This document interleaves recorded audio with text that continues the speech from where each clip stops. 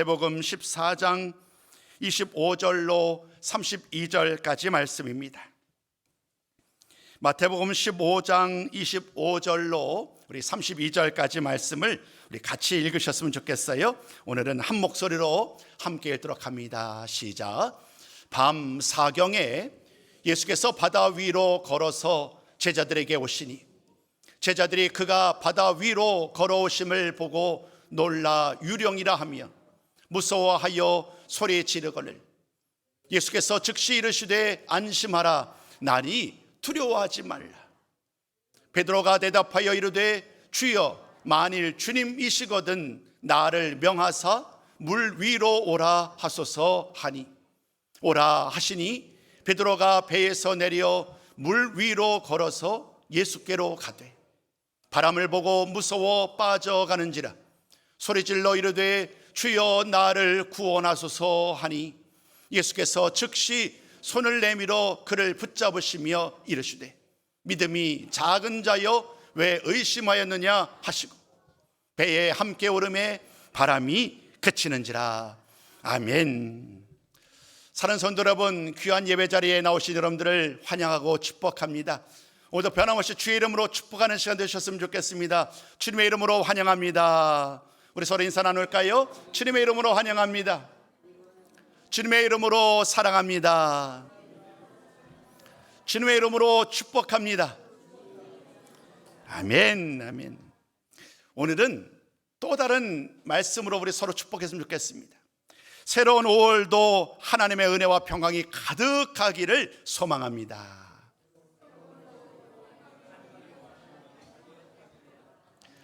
좀 길었네요, 그죠? 그래도 이 정도는 따라 하실 수 있으리라고 확신하기에 함께 나눴습니다. 오늘 말씀의 제목은 물 위를 걷는 신앙입니다. 물 위를 걷는 신앙. 이 제목에 오늘 전할 모든 말씀이 다 담겨져 있어요. 우리 한번 같이 한번 선포해 봅니다. 시작. 물 위를 걷는 신앙. 신앙을 또 다른 말로 바꿀 수 있겠죠. 물 위를 걷는 믿음, 물 위를 걷는 용기, 물 위를 걷는 순종. 30분 동안 계속 이 말씀으로 이어갈 수 있어요. 오늘 저는 여러분들에게 물 위를 걷는 신앙, 오늘 이 시대 가운데 우리에게 요구하는 참된 믿음과 신앙의 모습이 이 제목에 담겨 있습니다. 물 위를 걷는 신앙이 의미하는 바가 뭘까? 오늘 저는 여러분들에게 예수님의 사역의 현장으로 함께 그 자리로 이끌어가기로 합니다. 괜찮습니다. 그냥 편안하게 두셔도 됩니다. 아이들이 뛰노는 것 저는 너무 좋아해요. 너무 부담 갖지 않으셔도 되니까요. 자유롭게 드셔도 되겠습니다. 예수님의 사역 가운데 우리는 놀라운 기적의 현장을 만나야 되는데 바로 오병이어이지요. 떡 5개와 물고기 2마리로 장정만 5,000명을 먹였던 사건, 그리고 12광주리에 또 많은 음식을 남겨줬던 사건은 지금도 정말 말씀을 묵상할 때마다 우리 주님의 능력이 얼마나 놀라운지를 늘상 감동하곤 하지요. 그 오병이어의 사건에 이어서 오늘 본문의 말씀이 이어지는 거예요. 기적 위에 또 다른 기적, 작은 기적 위에 더 큰 기적, 더 큰 기적 위에 더 놀라운 기적이 연이어 이어집니다. 이런 기적의 현장 가운데 주님은 제자들에게, 무리들에게, 그리고 우리들에게 어떤 말씀을 전하기를 원한 걸까요? 오늘 주님의 말씀은 이렇게 시작이 됩니다. 오병이어의 사건 가운데 많은 사람들이 놀라워하는 그런 자리를 주님은 애써 외면하시지요. 주님은 제자들을 배에 태워 건너편으로 가게 하십니다. 물론 그 배에는 제자들만이 아닌 많은 무리들이 함께하고 있습니다. 제자들과 무리들을 배에 태워 보내신 다음에 주님은 홀로 기도의 자리로 나아가세요. 기도하는 과정 속에서 말씀은 또 다른 상황으로 우리를 이끌어갑니다. 제자들은 배를 타고 나아가는 과정 속에서 예상치 않았던 일들을 경험하게 됩니다. 큰 풍랑이 그들을 휘어잡는 거예요. 편안한 모습으로 이제 다시금 갈릴리 바다를 건너가서 자신의 원래 땅으로 돌아갈 줄 알았던 그들의 기대는 완전히 산산조각되고 맙니다. 그냥 잠시 일어나는 풍랑이 아닙니다. 이 풍랑은 사람의 생명을 위협하는 그런 풍랑이었습니다. 그 풍랑으로 말미암아 얼마나 고난 가운데 위기를 닥쳐왔는지 우리는 마태복음과 마가복음, 요한복음 말씀을 통하여서 그 당시의 환경을 이해하게 됩니다. 마태복음은 그 당시의 상황을 자세하게 기록하고 있지는 않습니다만은 마가복음과 요한복음을 보면 몇 가지 중요한 키워드를 발견하게 됩니다. 첫 번째는 이와 같은 말입니다. 저물매. 그 두 번째는 시별이. 전혀 맥락을 이해할 수 없었던 그런 두 단어입니다만은 이 두 단어는 우리들에게 지금 제자들의 이 배 안에서의 여정이 얼마나 힘겨운지를 예상할 수 있습니다. 저녁이라는 시간은 우리에게 해가 저무는 시간이지요. 오늘 우리에게 저녁이라 하면 예를 들면 저녁 6시 정도를 예상합니다. 저녁 6시가 되면 해가 저물고 밤이 시작되는 시간이지요. 말씀에 의하면 제자들이 배를 탄 시간이 바로 이 저녁의 시간이었습니다. 저녁 시간에 배를 타고 이제 그 길을 떠나는 거예요. 또 다른 한 가지 말씀이 있죠. 12월이. 12월이라는 이 말의 의미는 오늘 우리들 킬로미터로 얘기를 하면 약 4km예요. 4km. 4km라는 여정을 가고 있어요. 그런데 저녁부터 오늘 말씀의 배경은 사경이에요. 사경. 사경은 새벽 시간을 말하죠. 새벽 3시부터 6시를 사경으로 말합니다. 자, 저녁부터 사경까지, 저녁 6시부터 새벽 3시까지가 오늘 말씀의 시간적인 배경이에요. 얼음짐작으로 계산해 보면 약 10시간이죠. 10시간. 10시간 동안 제자들은 지금 위기의 시간을 그대로 노출되어 있는 거예요. 내 힘으로 어쩔 수 없는 바람과 풍랑이 몰아치는 이 과정 속에서 그들 모두는 생명의 위기 가운데 죽음의 일보 직전의 상황 가운데 싸우고 있어요. 10여리를 가는 4km, 10시간 동안 4km를 갔다는 것은 그 여정이 얼마나 힘겨운지를 예상할 수 있지요. 아무리 지금과 시대가 바뀌었다 할지라도 더 많이 안전에 걸어갈 수 있잖아요. 배를 타고 갈 수 있는 그런 상황이었습니다만은 오늘 우리는 이 말씀 가운데 정말로 인간적인 모든 힘을 발휘해 보아도 나의 능력으로는 어쩔 수 없는 그러한 상황이 지금 제자들에게 몰아친 거예요. 한마디로 인생의 위기를 만난 거예요. 그 인생의 위기를 만난 시간 가운데 오늘 주님의 말씀이 또다시 이어집니다. 밤 사경 가운데 주님이 바다 위로 걸어서 제자들에게 다가오고 계셨어요. 그 광경을 바라보았던 제자들은 당연히 예수님을 알지 못합니다. 길을 걷는 것이 아닌 무리를 걸어오는 이런 상황 가운데 과연 세상 어떤 사람이 무리를 걸을 수 있겠는가? 당연히 그들의 생각은 유령만이 이런 일을 하겠지라고 하면서 예수님을 유령으로 생각합니다.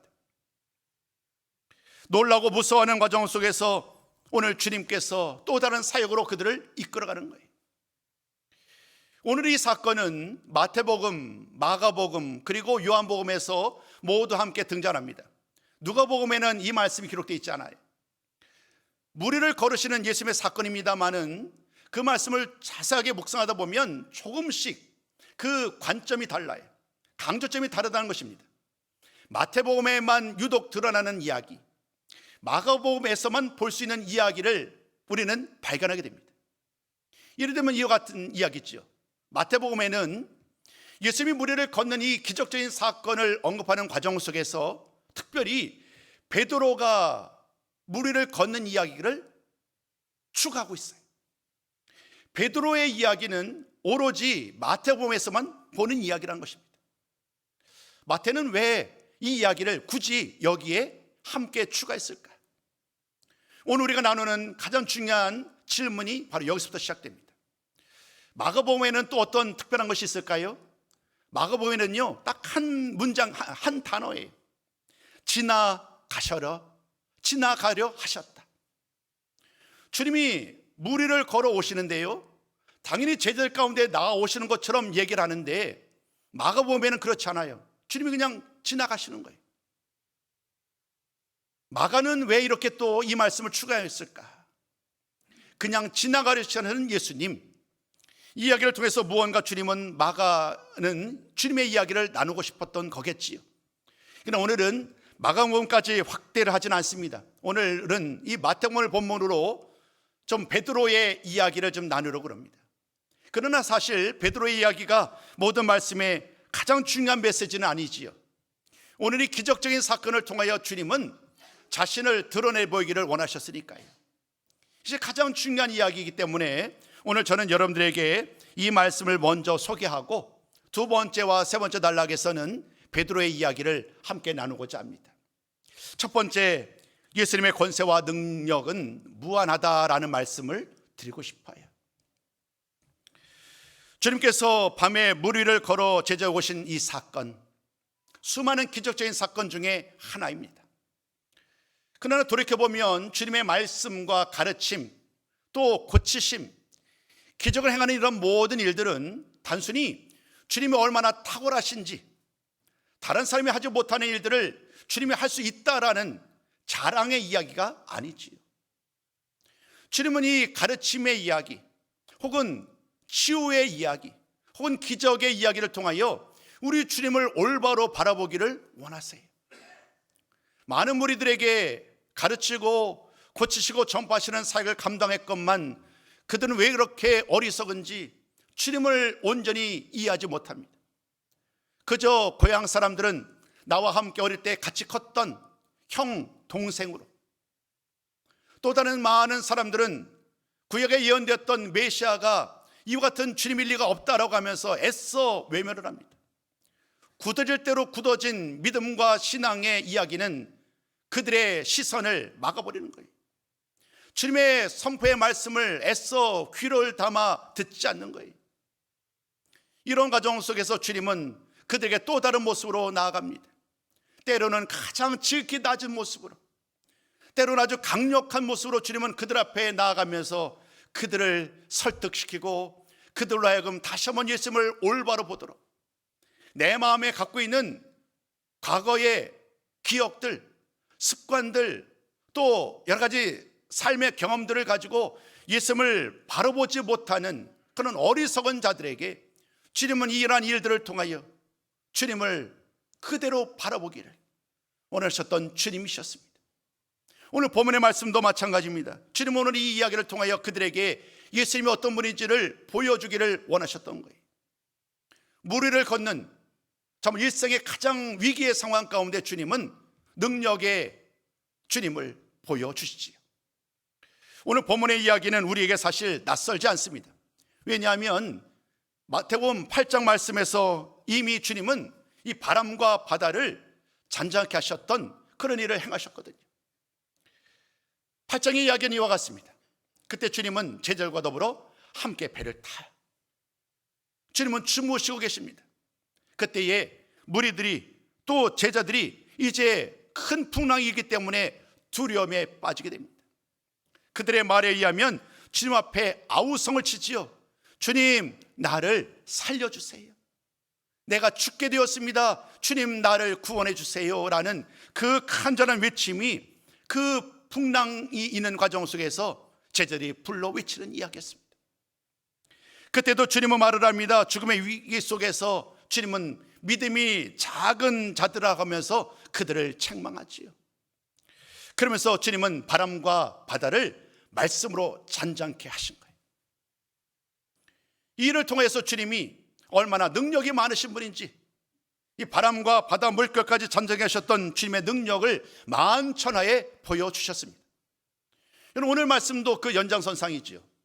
그런데 오늘 말씀의 이야기, 오늘 말씀을 통하여 만나는 이 주님의 사건은 한 단계 더 나아갑니다. 단순히 주님의 능력이 많음을 잘하는 것, 드러낸 것만이 아니라 주님이 어떤 분이신지를 이 말씀을 통하여 보여주시니까요. 결론부터 말씀드리자면 주님은 이 무리를 걷는 사건을 통하여 제자들과 무리들에게 예수님이 바로 하나님이심을, 하나님 같은 능력을 가지신 분이심을 온 천하에 드러내신 거예요. 어떻게 이렇게 단언할 수 있을까요? 그 이유는 바로 구약성경 말씀 때문이에요. 구약성경 말씀에 의하면 무리를 걷는 능력은 오로지 한 분, 하나님에게만 허락된이라는 말은 좀 옳지 않겠네요. 하나님만이 하실 수 있는 유일한 능력이 바로 이 무리를 걷는 능력이. 우리 한번 말씀을 먼저 살펴보고 계속 좀 설명을 이어가 볼까요? 욥기서와 하박국서 말씀을 우리 한번 같이 읽어보도록 합니다. 함께 읽습니다. 시작. 그가 홀로 하늘을 펴시며 바다 물결을 밟으시며 주께서 마을을 타시고 바다 곧 큰 물의 파도를 밟으셨나이다. 아멘. 여러분, 이 말씀을 잘 보세요. 이 말씀은 그냥 우리의 이미지, 눈으로 이렇게 이 상황을 한번 보시란 말입니다. 하나님이 하늘을 펴셨어요. 그리고 하나님이 바다 물결을 밟으시면서 온 천하를 다니시고 계세요. 하늘과 땅과 그리고 땅 속까지, 그 어느 곳까지 하나님의 능력이 미치지 않을 곳은 하나도 없는 거예요. 지금 이 말씀 가운데는 하나님이 하늘을 펴시고 지금 바다 물결을 걷고 계시는 능력의 하나님을 우리가 보여주세요. 우리 하나님은 천지를 말씀으로 창조하신 분이기에 그 어떤 것이 불가능한 일이 있겠습니까? 오늘 이 말씀을 통하여서 하나님이 모든 천지 만물을 다 다스리고 또 주관하시는 능력의 하나님을 우리는 말씀을 통하여 만납니다. 또 하박국서 3장 15절 말을 타시고 바다 큰 물의 파도를 밟으시는 그 능력의 하나님도 만나게 됩니다. 물 위를, 파도 위를 걸으시는 능력의 하나님. 우리 인간은, 우리 사람은 물 위를 걸을 수 없지요. 최근에 TV를 보니까요, 이제 과학이 발달을 하니까 사람 발 위에 조그만 뭐랄까요, 신발이에요, 신발. 그 신발이 동력을 받아가지고 그 신발을 디디면 좀 나름대로 걸어갈 수 있는 거예요. 추진체를 달아놓고 이제 걷는 거지요. 이런 과학의 도움을 가져서 나름대로 무리를 걸을 수는 있겠습니다만은, 그런 오늘 본문에서 말씀하는 그 의미는 완전히 차원이 다르지요. 능력의 하나님, 천지 만물을 창조하시고 다스리시는 하나님의 능력은 그 어떤 불가능함도 없음을 이 말씀을 통하여 보여주시는 거예요. 오늘 주님은 그 말씀을 지금 눈으로 보여주고 계십니다. 하나님만이 무리를 걸으시는 능력의 하나님이신데, 오늘 주님은 그 말씀을 실제로 많은 사람들이 보는 앞에서 실제 그들 눈앞에 보여주는 거예요. 무리를 거두시는 주님의 이야기를 통하여 그들에게 우리 주님이 사실은 하나님이심을, 우리 주님이 사실은 하나님의 아들이심을 그들에게 전하고 계시는 거예요.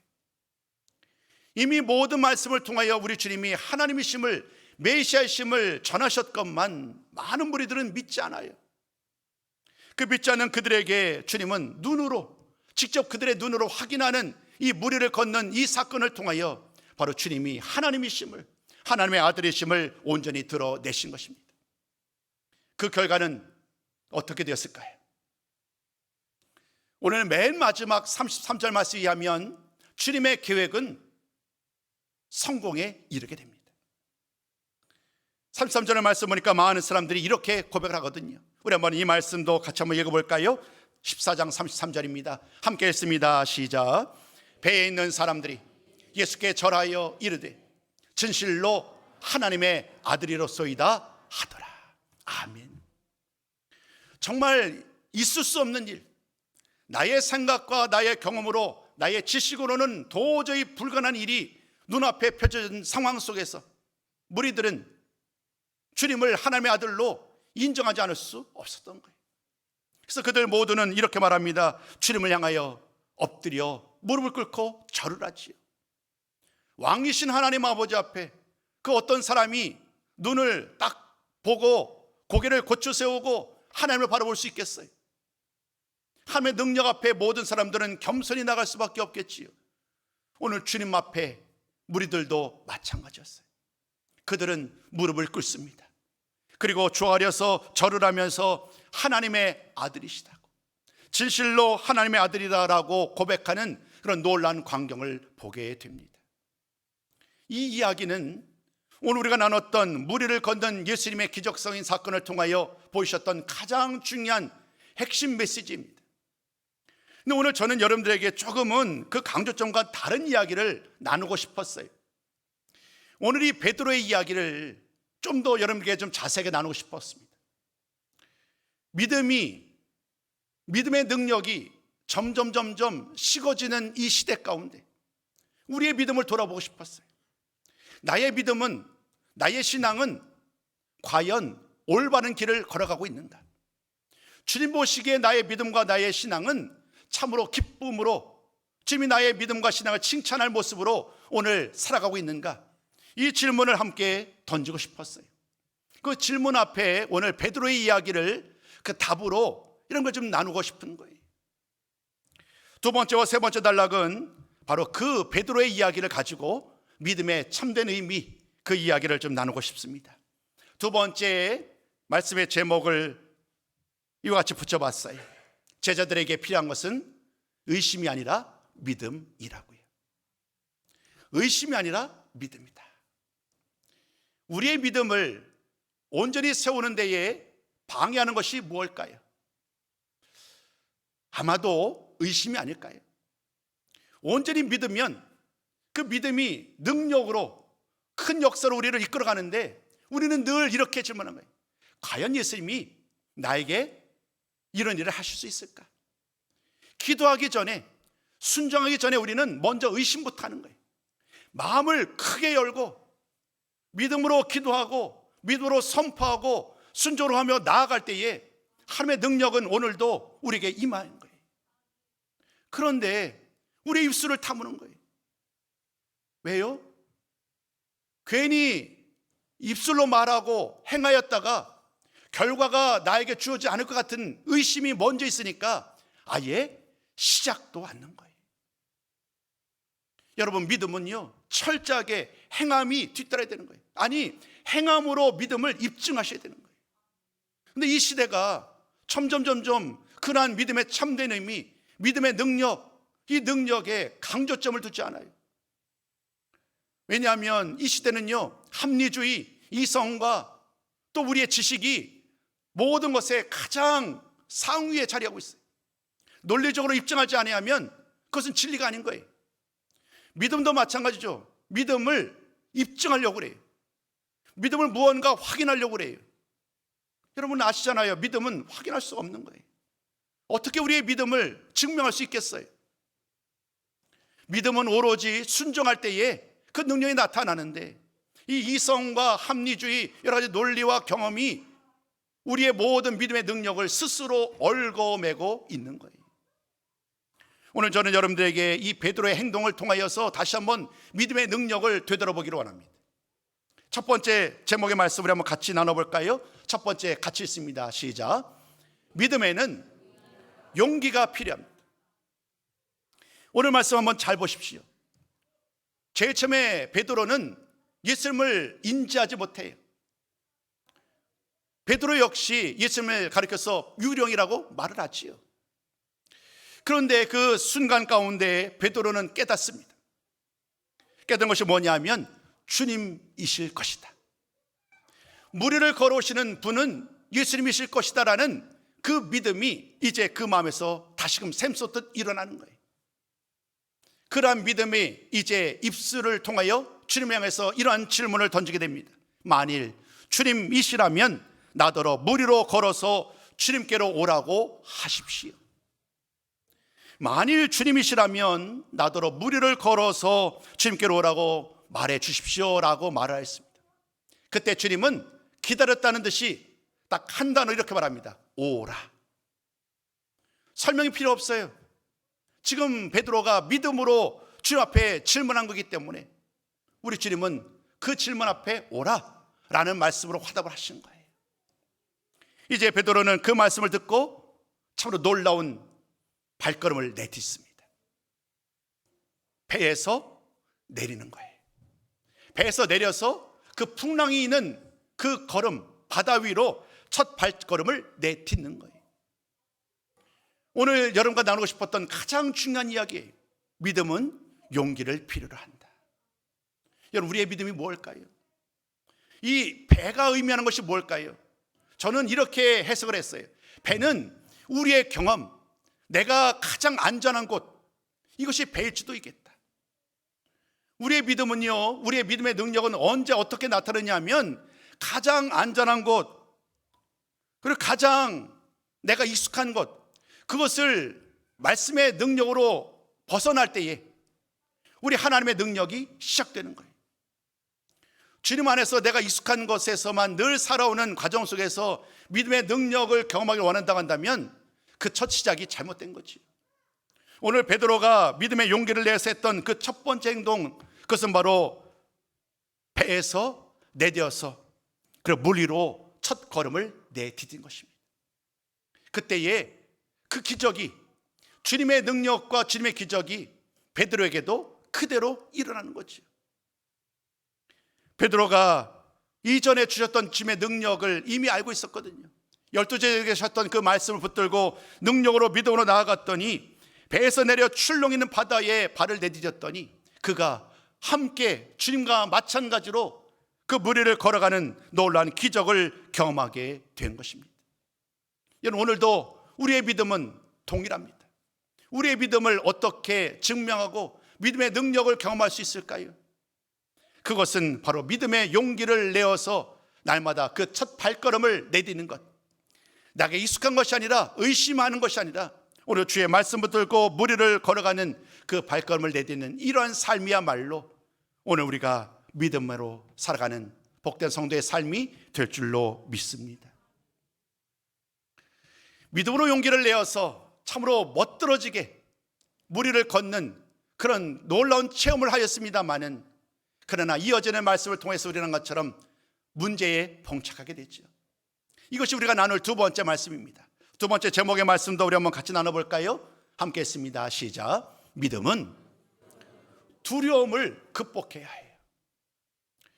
용기를 내어서 배에서 나와 물 위를 걸었던 그의 용기는 참으로 본받을 만한 믿음의 용기였습니다. 주님 앞에 한 걸음씩 나아가는 과정 속에서 그러나 두려움이 그를 찾아옵니다. 바다를 보니까요, 큰 물결이 거센 바람이 막 몰아치는 거예요. 그 순간 믿음으로 발걸음을 내딛고 몇 발자국 걸어갔습니다마는 그의 마음 가운데 두려움이, 무서움이 이제 솟아나기 시작합니다. 두려움이 사로잡히는 순간 그는 더 이상 물 위를 걷지 못합니다.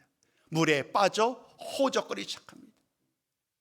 이제 죽음의 위기 가운데 그는 어쩔 수 없이 또다시 주님을 향하여 이름을 부르죠. 주님 살려주세요. 주님 살려주세요. 주님을 향해서 믿음의 발걸음을 옮겼던 용기는 온데간데 없고 두려움이 그의 삶을 주관하는 과정 속에서 결국에는 그는 물에 빠져 죽는 위기에 또다시 직면하게 되는 거예요. 그때 주님의 도움을 구하며 주님 살려달라고 외치죠. 그때 주님께서 베드로를 향해서 손을 내미시는 거예요.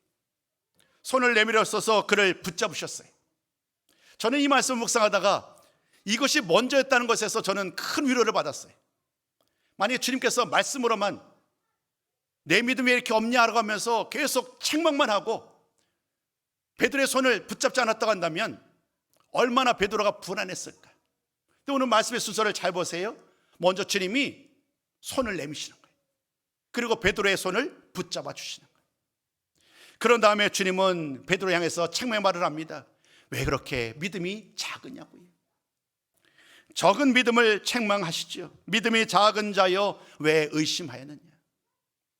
그의 손을 붙잡으신 다음에 그의 적은 믿음을 책망하는 이러한 이야기를 통하여 주님은 또 다른 이야기로 베드로를 이끌어 갑니다. 여러분, 진정한 믿음이 무엇일까? 첫 번째 질문을 통해서 우리는 믿음은 용기를 필요로 한다라고 말씀을 전했는데, 참된 믿음은 모든 의심과 두려움을 떨쳐버릴 때에 비로소 참된 믿음의 삶을 살 수 있는 거예요. 의심이, 두려움이 가득하면 그 어떤 믿음의 첫걸음도 내딜 수 없는 거예요. 오늘 저는 베드로의 이야기를 통해서 들고 싶었던 결론이 뭐냐면, 우리 믿음의 인생도, 우리 인생도 늘 시련과 고통의 두려움의 역사임을 강조하고 싶었어요.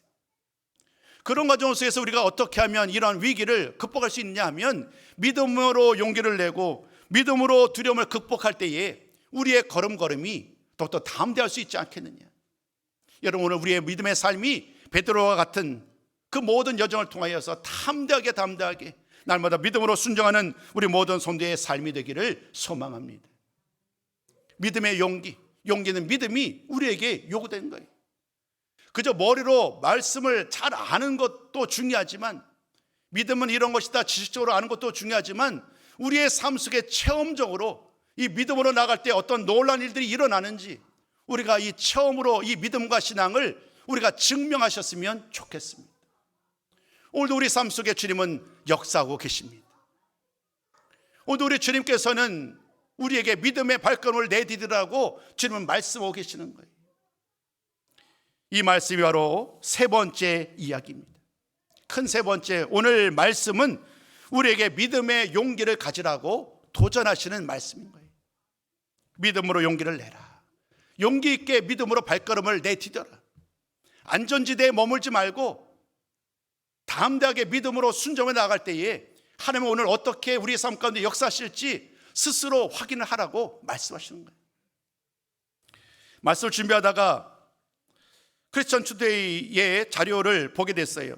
그냥 글이에요, 글. 근데 오늘 준비하는 말씀 가운데 너무나도 저희가 큰 도전이 되어서 도움이 됐어요. 여러분들에게 좀 화면에 준비해 봤는데요, 요 그림은 여러분들에게 좀 카톡을 통해서 좀 나중에 보내드리도록 할게요. 그러면 같이 한번 쭉 읽어볼까요? 제목부터 네 가지 내용을 다 같이 한번 읽어봅니다. 자, 시작.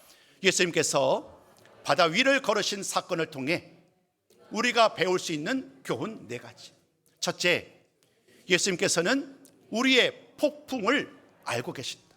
둘째, 두려움이 엄습할 때에 예수님을 바라보라. 셋째, 주님은 생각하지 못한 방법으로 오신다. 넷째, 주님은 두려움을 평안으로 바꾸신다. 이 말씀을 우리 삶의 이야기로 좀 바꿔보자고요. 결국 무슨 말일까요? 예수님께서 우리의 폭풍을 알고 계신다라는 이 말은 이런 의미겠죠. 여러분, 베드로 제자들, 그들이 지금 풍랑 위에서 정말 생사 위기 가운데 그 길을 걸어갈 동안에 우리 주님은 기도하고 계셨어요. 제자들의 지금 현재의 모습을 모르지 않았단 말입니다. 그리고 주님이 제자들을 찾으셨던 시간도 중요합니다. 사경. 이 사경이 의미하는 바가 뭐냐면 가장 어두울 때, 우리 인생에 가장 어려울 때, 폭풍이 몰아쳐서 나의 능력으로 아무것도 할 수 없을 때, 오늘 주님이 이렇게 말합니다. 주님은 우리의 폭풍을 알고 계시고 여전히 우리와 함께 하시고 그 모든 폭풍을 극복하고 우리를 푸른 초장으로 복된 항구로 인도하신 분, 그분이 바로 우리 주님이신 줄로 믿습니다. 그러니까 염려하지 말라는 거예요. 지금 내가 겪고 있는 수많은 인생의 위기 때문에 두려워하고 염려하고 하나님의 능력, 주님의 능력을 의심하지 말라는 거예요. 우리 주님은 모든 것을 아시고 우리를 능히 건져주시고 복되는 곳으로 인도하시는 능력의 주님이신 줄로 믿습니다. 두 번째, 이렇게 나눴어요. 두려움이 엄습할 때에 예수님을 바라봐야 한다고요. 여러분, 인생의 위기를 만났을 때 여러분은 무엇을 의지하십니까? 물질, 수많은 돈, 사회적인 관계망, 능력이 많은 사람들, 그들에게 줄을 대고 이 위기를 극복할 수 있는 나름대로 방법을 찾겠지요. 일면 분명히 도움이 될 거예요. 그러나 그 도움은 영원하지 않은 거예요. 우리의 유일한 도움 되시는 분, 예수님께 나오시기를 소망합니다. 주님께 나오실 때에 그 모든 어려움, 그 모든 두려움을 극복할 수 있는 거예요. 세 번째, 우리 이렇게 말합니다. 주님은 생각하지 못한 방법으로 우리를 찾아오신다고요. 무리를 걸어서 주님이 오실지 베드로가 제자들이 어떻게 알았겠어요? 이 무리를 걷는다는 것은요, 베드로에게 주어진, 그 당시 제자에게 주어졌던 주님의 놀라운 능력의 역사입니다. 오늘 우리에게도 똑같은 몸으로 오실지 우리는 알지 못해요. 오늘 나의 인생의 위기 가운데 주님은 어떻게 나를 찾아오실까요? 분명한 것은 이걸 거예요. 내가 도저히 생각하지도 못했던 참으로 놀라운 방법으로 주님은 우리를 찾아오시고 손을 내밀어 주실 거라는 거예요. 그 능력의 하나님, 지금도 놀라운 방법으로 우리와 함께 하시고 우리를 인도하시는 줄로 믿습니다. 네 번째 이렇게 말했어요. 주님은 두려움을 평안으로 바꾸신다고요. 오늘 베드로의 이야기를 통해서 우리는 만났잖아요. 두려움과 의심, 모든 무서움이 주님의 말씀 가운데 그 모든 것은 다 사라지고 평안함으로, 그리고 하나님의 아들로 고백하는 놀라운 결과로 이어졌음을, 저는 이 말씀의 결론을 시편 107편 말씀으로 대신하고자 합니다. 두려움이 평안으로 바뀌는 놀라운 관계의 말씀을 시편 107편은 이렇게 정의를 하는데요, 우리 한번 같이 한번 읽어보기 원합니다. 함께 읽습니다. 시작. 여호와께서 행하신 일들과 그의 기이한 일들을 깊은 바다에서 보나니, 다음 구절에서 내 황풍을 고요하게 하사 물결도 잔잔하게 하시는도다. 그들이 평안함으로 말미암아 기뻐하는 중에 여호와께서 그들이 바라는 항구로 인도하시는도다. 여호와의 인자하심과 인생에게 행하신 기적으로 말미암아 그를 찬송할지로다. 아멘. 오늘 결론의 말씀은 이 말씀 가운데 그대로 담겨져 있습니다. 오늘도 우리 하나님께서는 우리 인생 가운데 기적을 행하기를 원하세요. 우리 인생 가운데 능력으로 함께하기를 원하시는 거예요. 우리 주님이 능력이 없는 것이 아니라 우리가 믿음이 적은 거예요. 내 믿음이 적어서 주님이 오늘 나와 함께 하실 수 있는데, 수많은 위기 가운데 능력으로 우리를 인도하시는 분이 주님이신데 그 주님을 우리가 초대하지 못하는 거예요. 여러분, 바라기는 이 시간 이 말씀을 오늘 새롭게 배웠으니 우리 살아가는 동안에 날마다 주의 이름을 부르면 좋겠어요. 예수님의 이름을 부르면서 주님 나와 함께 해주시고 나를 인도해 주시고 나와 함께 놀라운 기적을 능력을 행하는 그런 삶을 살게 하여 주옵소서.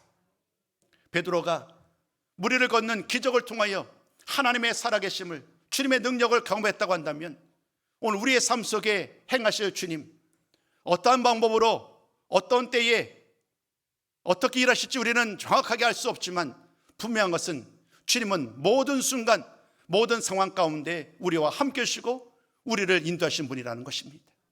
그 주님, 그 주님의 능력을 단 한순간도 의심하지 아니하고 믿음의 용기를 내고 믿음으로 순종해 나가면서 하나님의 능력, 하나님의 은혜를 날마다 경험하시고 그 하나님을 마음껏 찬양하는 우리 모든 성도님들의 삶이 되시기를 주님의 이름으로 축복합니다.